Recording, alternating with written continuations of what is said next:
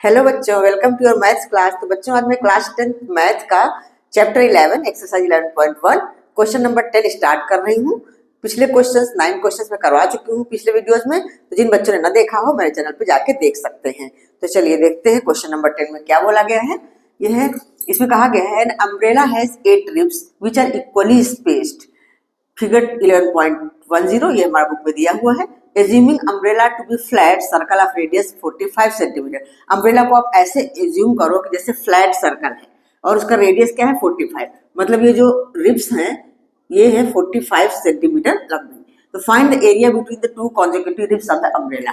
अब two consecutive ribs of the umbrella के बीच का एरिया निकालना है। मतलब जैसे ये हमारा एंगल इसका पता चल जाए तो ये एक सेक्टर जैसा दिख रहा है, रेडियस में पता ही है, तो सेक्टर का एरिया ही हमें निकालना है। मतलब area between the two consecutive ribs of the umbrella, that means area of the sector हमें निकालना है। ठीक है बच्चों, तो देखो ये तो 45 दिया हुआ है, रेडियस हमारा 45 है इसका, तो हम angle between the two consecutive ribs कैसे निकालेंगे। हम जानते हैं कि ये पूरा कंप्लीट एंगल 360 डिग्री का होता है और ये कितने पार्ट्स हैं, इसके 8 पार्ट्स हैं, 8 रिब्स हैं, दैट मींस 8 पार्ट्स है। टोटल नंबर ऑफ पार्ट्स है 8 जो कि इक्वल पार्ट्स हैं। तो अगर 360 को 8 से हम डिवाइड कर दें तो एंगल आ जाएगा, ये टू कॉन्जिक्यूटिव रिब्स के बीच का एंगल आ जाएगा, थीटा आ जाएगा। तो बस ये हमारा एंगल क्या हो जाएगा 360 डिवाइडेड बाई 8। तो डिवाइड करेंगे इसको, 8 4 जा 32, यहाँ बचा 4 40, 8 5 जा 40, तो हमारा 45 डिग्री का एंगल आ गया। दैट मीन्स हमारे पास थीटा आ गया, थीटा इक्वल टू आ गया 45 डिग्री। तो अब हम यही लिखेंगे कि area between two consecutive ribs of the umbrella equal to area of the sector. Area between the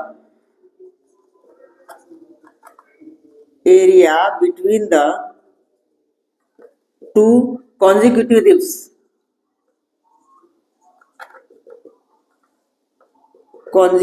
ribs equal to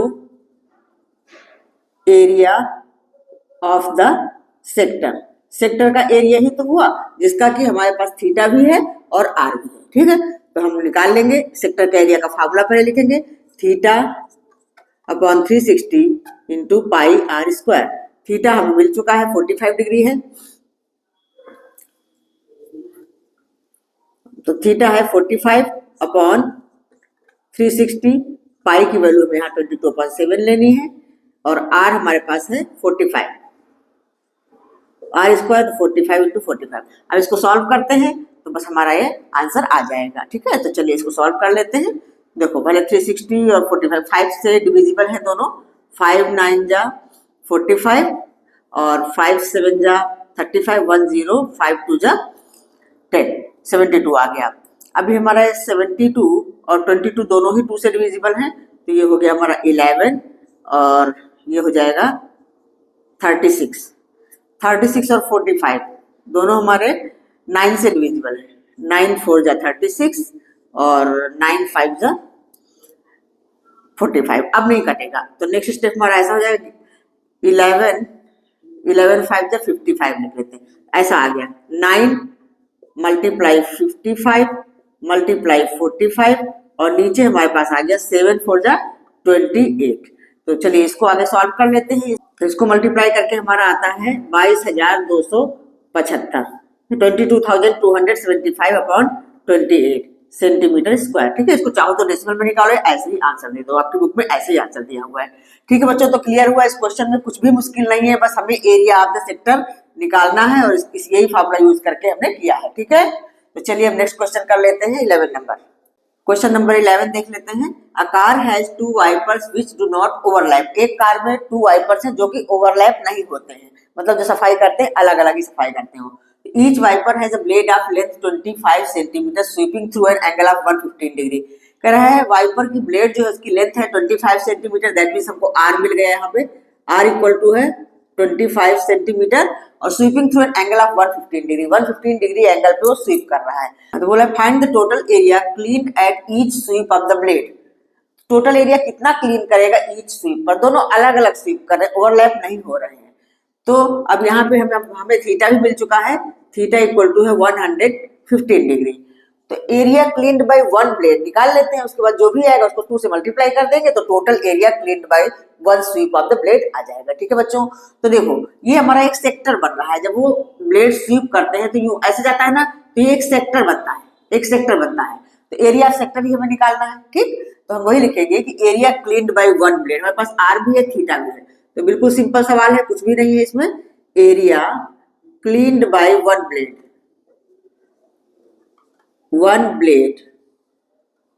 equal to, देखो पहले सबसे पहले आप फार्मूला जरूर लिखो, theta upon 360 into pi r square, ठीक है। थीटा हमारे पास है 115 और नीचे हो गया 360, पाई की वैल्यू 22/7, आर हमारे पास है 25 इंटू 25। अब बस इसको सॉल्व कर लेंगे तो हमारा ये आंसर आ जाएगा। तो चलिए सॉल्व करके देखते हैं। देखो ये दोनों ही नंबर 2 से डिविजिबल है, पहले हम 2 से इसको डिवाइड कर लेते हैं। 2 से करेंगे, यहाँ आएगा 180 और यहाँ पे आ जाएगा 11, ठीक है।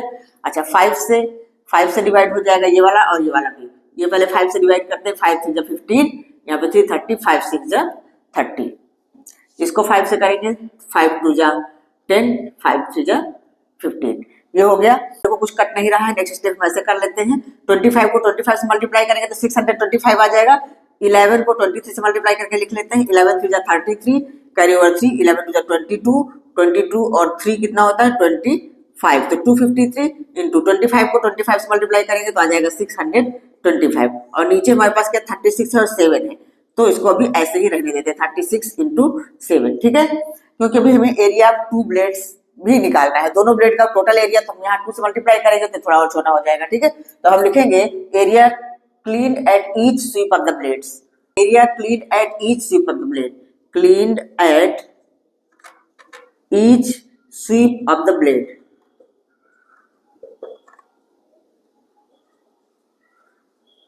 इक्वल टू, अब ये जो आया निकला है हमारा इतना सेंटीमीटर स्क्वायर, इसको 2 से मल्टीप्लाई करें, क्योंकि 2 ब्लेड है हमारे पास, तो बस थोड़ा सा कैलकुलेशन थोड़ा कम हो जाएगा। 625 अपॉन 36 इंटू 7 है, अभी यहाँ पे 2 से मल्टीप्लाई करना पड़ेगा, तो 36 कटेगा 2 से, 36 कट के हो गया 18। तो अब नेक्स्ट स्टेप बस इसको सॉल्व करना है हमें। 18 को 7 से मल्टीप्लाई करेंगे, मतलब 18 का टेबल तो पता ही है आपको क्या होता है, 126 है। 18 7 जा 126। अब ऊपर के नंबर को मल्टीप्लाई करके जो भी आता है आंसर वो आप यहाँ लिखोगे तो इसका आंसर आ जाएगा, ठीक है। तो ये हमारा आता है 158125, मतलब 1,58,125 और अपॉन में 126। बस इसको ज्यादा सॉल्व करने की जरूरत नहीं, आप इतना लिख करके ही छोड़ सकते हो। तो ये हमारा हो गया आंसर, ठीक है। डेसिमल में निकालने की जरूरत नहीं है, अगर इस तरह की बड़ी बड़ी नंबर आती है तो बस यहीं पे आंसर को स्टॉप कर देना है, ठीक बच्चों, क्लियर हुआ। तो चलिए अब नेक्स्ट क्वेश्चन नंबर 12 कर लेते हैं।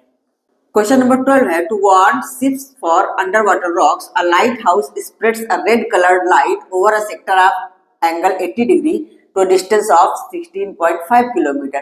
मतलब कह रहा है कि जब शिप्स चलते हैं तो अंडर वाटर सी में कुछ रॉक्स वगैरह भी होती हैं, तो उससे वार्न करने के लिए एक लाइट हाउस है, वो रेड कलर की लाइट को स्प्रेड करता है। जब लाइट स्प्रेड होती है तो एक सेक्टर के एरिया में ही तो स्प्रेड होती है, वही से बोला गया है इसका एंगल क्या है 80 डिग्री है। मतलब हमारे पास थीटा है, थीटा इक्वल टू है 80 डिग्री, और रेडियस जो है कितने रेडियस पे 16.5 किलोमीटर के डिस्टेंस पे ये लाइट स्प्रेड होती है, दैट मींस रेडियस इसका 16.5 किलोमीटर है। तो आर हमारे पास हो गया 16.5 किलोमीटर। अब हमसे पूछा गया find the area of the sea over which the ships are warn, तो हमें उस सी का एरिया निकालना है कि जितने एरिया में शिप्स को वार्न किया जाता है, ठीक है, मतलब जितने एरिया में लाइट फैलती है तो एक सेक्टर ही तो बनाती है। तो बस area of the sea over which the ships are warn equal to sector का एरिया ही होगा theta upon 360 into pi r square. बस इसमें वैल्यू पुट करेंगे, थीटा हमारा 80 अपॉन 360 और इंटू पाई की वैल्यू हमें 3.14 रखनी है, इसमें 3.14, आर हमारा है 16.5 इंटू 16.5। बस इसी को सॉल्व कर लेना है, आ जाएगा हमारा आंसर। देखो 0 से 0 कैंसिल आउट हुआ। अभी 8 और 36 दोनों 4 से डिवाइड हो रहे हैं, तो 4 2 8 कर दिया हमने, 4 9 36 कर दिया। अच्छा उसके बाद अब देखते हैं हमारा ये 3 से ये डिविजिबल है, 3 से ये भी डिविजिबल है, 3 3 9, यहाँ पे हो जाएगा 3 5 15.1535 15। अभी इस 3 से वाला भी हो जाएगा, तो ये भी हमारा आ गया 5.5। तो नीचे सारा हमारा कैंसिल हो गया, हमारे पास आ गया क्या 2 इंटू 3.14 इंटू 5.5 इंटू 5.5। बस अब इसको सॉल्व कर लेंगे तो हमारा आंसर आ जाएगा, ठीक है। तो 2 इंटू 3.14 इसको मल्टीप्लाई कर लो, 2 4 8, 2 1 2.2 3 6, इंटू, तो ये आता है हमारा 30.25। मल्टीप्लाई करके आप लोग देख लेना, कैलकुलेशन में गलती नहीं होनी चाहिए। इन क्वेश्चंस में कैलकुलेशन ही बड़ा बड़ा है और कुछ नहीं। अब इन दोनों को मल्टीप्लाई करेंगे तो हमारा आंसर आएगा, ठीक है। तो चलिए इन दोनों को मल्टीप्लाई करके भी हम लिख लेते हैं। मैं 628 को 3025 से आप मल्टीप्लाई कर लो। मल्टीप्लाई करने के बाद जो भी नंबर आती है उसके 4 डिजिट के पीछे डेसिमल डाल देना, 2 डिजिट है 2 डिजिट है, बस इस तरह से करना है, ठीक है। तो चलिए इसको मल्टीप्लाई करके लिख लेते हैं। तो ये आता है, इसको मल्टीप्लाई करके हमारा ये आ गया। अब इसमें 4 डिजिट पे डेसिमल पढ़ना है तो 2 और 2 यहाँ पे डेसिमल पड़ जाएगा।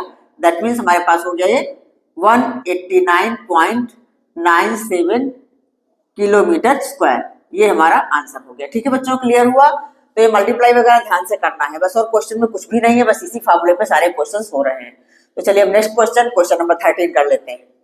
हाँ बच्चों, तो क्वेश्चन नंबर 13 है, A round table cover has 6 equal designs as shown in the figure 11.11। ये इस तरह का फिगर बना हुआ है, देखो 6 इक्वल डिजाइन्स हैं। तो if the radius of the cover is 28 centimetre, इसका जो रेडियस है कवर का 28 सेंटीमीटर ये बताया गया है। ये कितना है?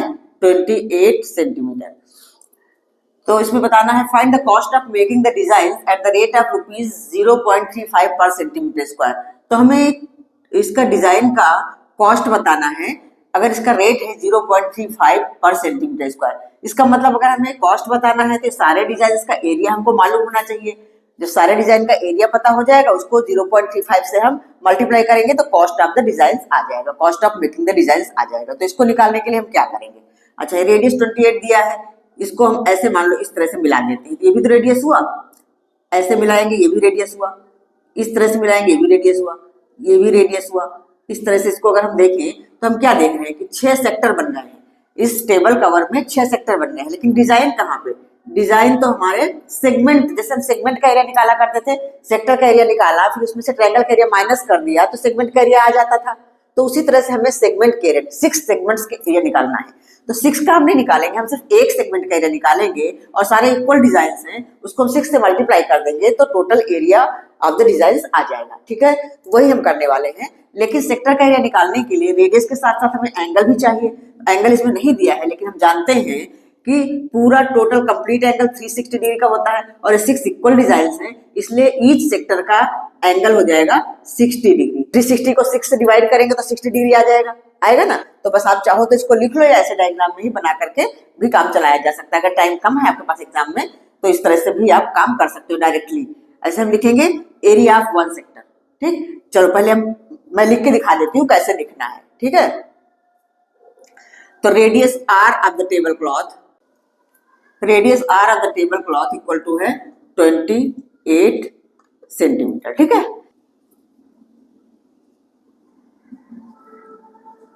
Tablecloth is divided into 6 equal sectors. Equal sectors. So angle theta of one sector, angle theta of one sector equal to हो जाएगा 360/6, मतलब 60 डिग्री, ठीक है बच्चों। इतनी बात क्लियर हुई। अब हमारे पास थीटा भी है और आर भी है, तो हम वन सेक्टर का एरिया तो निकाल सकते हैं। तो हम लिखेंगे area of one sector, area of one sector equal to theta, formula जरूर लिखना है आपको, θ/360 इंटू पाई आर स्क्वायर। इसमें वैल्यू पुट करेंगे। थीटा हमारे पास है 60 डिग्री अपॉन 360, पाई की वैल्यू इसमें नहीं दिया हुआ है तो पाई को हम 22/7 ही लेंगे, 22/7, और आर हमारा है 28 इंटू 28। तो इसको सॉल्व कर लेते हैं।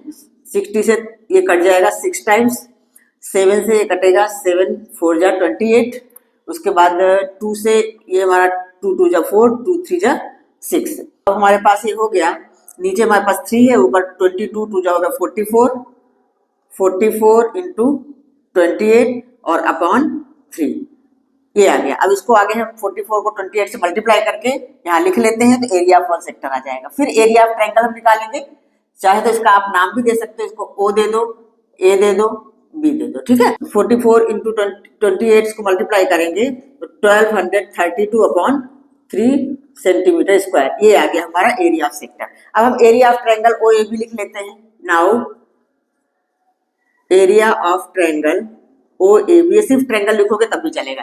एरिया ऑफ ट्रायंगल ओएबी क्या है? इक्विलेटरल ट्रायंगल 60 डिग्री का एंगल ये है, यहाँ भी 60 हो गए, यहाँ भी 60 हो गए। पहले मैं बता चुकी हूँ कि रेडियस जब है दोनों इक्वल साइड्स हैं तो ये एंगल भी 60-60 के ही होंगे। तो अंडर रूट 3/4 ए स्क्वायर होता है ना, तो अंडर रूट 3/4 ए स्क्वायर, ए की जगह पे हम 28 इंटू 28, क्योंकि वही तो साइड है हमारे ट्रायंगल की। ठीक है, अभी हो जाएगा 4 7 जा 28। आगे हम वैल्यू पुट करेंगे। रूट 3 की वैल्यू क्या है? 1.7 दिया हुआ है, इंटू 7 इंटू 28। ये इसको सॉल्व कर लेते हैं। तो ये हमारा हो जाएगा 7 से 1.7 को मल्टीप्लाई करो, 7 7 जा 49, कैरी ओवर 4, 7 जा 7, 7 4 11, 11.9 इंटू 28। अब इसको मल्टीप्लाई करके क्या आता है वो लिख लेते हैं। तो ये आ रहा है हमारा 333.2 सेंटीमीटर स्क्वायर। हमारे पास देखो ट्रायंगल का एरिया आ गया, सेक्टर का एरिया है हमारे पास। अब एरिया ऑफ वन डिजाइन हम निकाल सकते हैं, तो हम लिखते हैं area of one design. Area of one design equal to, इसमें से हम इसको माइनस कर देंगे, 1232/3 माइनस 333.2। अब इसको आगे सॉल्व करो, ये हो जाएगा हमारे पास 1232 माइनस 3 से मल्टीप्लाई हो जाएगा इसमें, 3 2 जा 6, 3 3 जा 9, 3 3 जा 9, 3 3 जा 9 और अपॉन में 3। तो चलिए इसको भी सॉल्व कर लेते हैं। इसमें तो ये हो जाएगा हमारा 232.4 और अपॉन में 3 सेंटीमीटर स्क्वायर। तो ये हमारा क्या है? Area of one design. लेकिन हमारे पास 6 डिजाइन है, तो एरिया ऑफ 6 डिजाइन हम 6 से मल्टीप्लाई कर लेंगे। तो area of 6 design, 6 design equal to क्या हो जाएगा? हमारा जो ये आया है इसको 6 से मल्टीप्लाई कर लेंगे, मतलब 232.4 अपॉन 3 इंटू 6। अब 3 से इसको काटोगे, 3 2 जा 6, ठीक है, ये आ गया। अब 2 से इसको मल्टीप्लाई कर लो, 2 4 जा 8, 2 2 जा 4, 2 3 जा 6 और 2 2 जा 4। इतना सेंटीमीटर स्क्वायर आ गया हमारे पास एरिया ऑफ 6 डिजाइन। अब हमसे पूछा cost of making the design, तो टोटल कॉस्ट क्या हो जाएगा? बस 0.35 से हम इसको मल्टीप्लाई कर देंगे। ठीक है, तो हम लिखेंगे total cost for making the design. या सिर्फ टोटल कॉस्ट लिख करके भी हम इसको सॉल्व कर सकते हैं। ठीक है, तो 464.8 मल्टीप्लाई 0.35, तो ये हमारा रुपीज में आंसर आ जाएगा। इसको मल्टीप्लाई करके जो भी आता है वो लिख लेंगे, हमारा आंसर आ जाएगा रुपीज में कितना कॉस्ट लग गया। इसको मल्टीप्लाई करके आता है हमारे पास 162,680। ठीक है, अभी पॉइंट को इग्नोर करके मल्टीप्लाई किया गया है। पॉइंट कहाँ पे लगेगा? 2 डिजिट ये, 1 डिजिट ये, 3 डिजिट पूछे, 1 2 3 यहाँ पे पॉइंट लगेगा। दैट मीन्स हमारे पास आ गया रुपीज 162.68। ये हमारा आंसर हुआ। ठीक है, इन क्वेश्चंस में बस कैलकुलेशन पर आप लोग बिल्कुल केयर करना, और बाकी क्वेश्चंस बहुत इजी हैं। ठीक है, तो आई होप आप लोगों को समझ में आ गया होगा। तो एक लास्ट क्वेश्चन है, क्वेश्चन 14, वो भी कर लेते हैं। तो क्वेश्चन है, ये मल्टीपल चॉइस क्वेश्चन है। Tick the correct answer in the following. Area of sector of angle P in degrees. Angle क्या है? P of a circle with radius R, capital R। इस क्या होगा? 4 ऑप्शंस दिए हुए। देखिए ये तो हो नहीं सकता, 2πr लिखा है। सेक्टर का एरिया क्या होता है ये आप लोगों को पता है ना, θ/360 इंटू पाई आर स्क्वायर। ठीक है, तो थीटा की जगह P है यहाँ पे, ये नहीं होगा, ये गलत है। P/180 into pi r square, ये भी नहीं होगा। P/360 इंटू 2πr, ये भी नहीं होगा। ये हो जाएगा कैसे? 720 यहाँ लिखा है जरूर, लेकिन यहाँ 2 भी तो है। अगर हम 2 से इसको काटेंगे तो आ जाएगा 360, तो आ गया ना θ/360 इंटू पाई आर स्क्वायर। ठीक, तो हमारा ये ऑप्शन नंबर डी करेक्ट है। बिल्कुल ये ऐसे ओरली ही हम कर सकते हैं, बहुत ईजी है। तो आज ये एक्सरसाइज कंप्लीट होती है 11.1, मतलब चैप्टर ही कंप्लीट हो गया, चैप्टर 11 कंप्लीट हो गया। तो वीडियो आप लोगों को कैसा लगा, सारे क्वेश्चन समझ में आए या नहीं? अगर कोई डाउट हो तो आप लोग कमेंट में पूछ सकते हैं। तो चैप्टर 11 कंप्लीट हो गया है। चैप्टर 12 के वीडियोस पड़े हुए हैं, पूरे एक एक क्वेश्चन करवाए हुए हैं मैंने। अब आगे नेक्स्ट वीडियो में चैप्टर 13 करवाती हूँ। चैप्टर 13 के वीडियोस भी मैंने बना रखे हैं, कुछ मोड और मीडियन कैसे निकाला जाता है वो बनाया हुआ है, और कुछ इंपॉर्टेंट क्वेश्चंस भी करवाए हुए हैं। लेकिन एक्सरसाइज पूरी एक एक क्वेश्चंस में करवाऊंगी। तो नेक्स्ट वीडियो चैप्टर 13 से होगा, स्टैटिस्टिक्स से। अगर आप लोगों को वीडियो अच्छा लगा है तो लाइक करिए, शेयर करिए अपने फ्रेंड्स को, और सब्सक्राइब कर लीजिए। और स्वस्थ रहिए, मस्त रहिए। मिलते हैं नेक्स्ट वीडियो में, तब तक के लिए बाय बाय।